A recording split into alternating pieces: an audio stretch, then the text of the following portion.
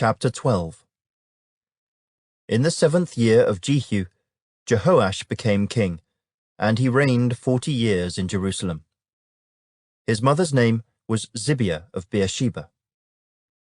Jehoash did what was right in the sight of the Lord all the days in which Jehoiada the priest instructed him.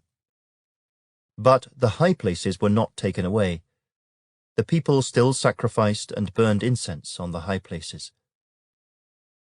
And Jehoash said to the priests, "All the money of the dedicated gifts that are brought into the house of the Lord, each man's census money, each man's assessment money, and all the money that a man purposes in his heart to bring into the house of the Lord, let the priests take it themselves, each from his constituency, and let them repair the damages of the temple, wherever any dilapidation is found."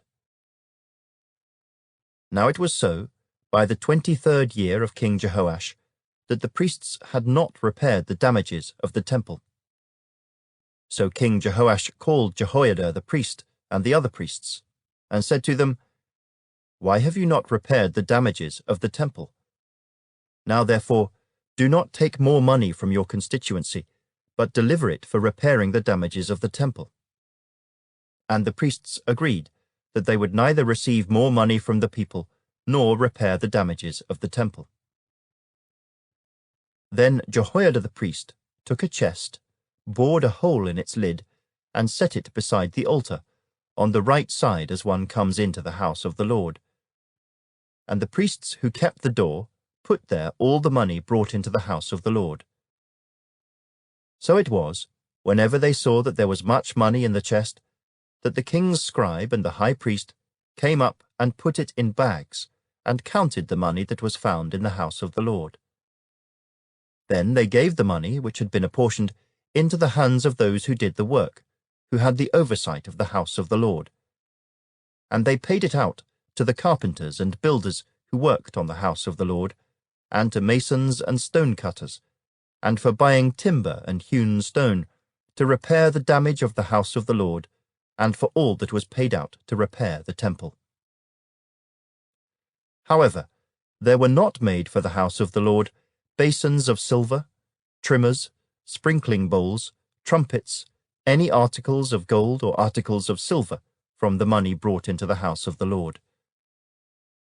But they gave that to the workmen, and they repaired the house of the Lord with it. Moreover, they did not require an account from the men into whose hand they delivered the money to be paid to workmen, for they dealt faithfully. The money from the trespass offerings and the money from the sin offerings was not brought into the house of the Lord. It belonged to the priests. Hazael, king of Syria, went up and fought against Gath, and took it. Then Hazael set his face to go up to Jerusalem. And Jehoash, king of Judah, took all the sacred things that his fathers, Jehoshaphat and Jehoram and Ahaziah, kings of Judah, had dedicated, and his own sacred things, and all the gold found in the treasuries of the house of the Lord and in the king's house, and sent them to Hazael, king of Syria. Then he went away from Jerusalem. Now the rest of the acts of Joash, and all that he did, are they not written in the book of the Chronicles of the kings of Judah? And his servants arose and formed a conspiracy, and killed Joash in the house of the Millo, which goes down to Silla.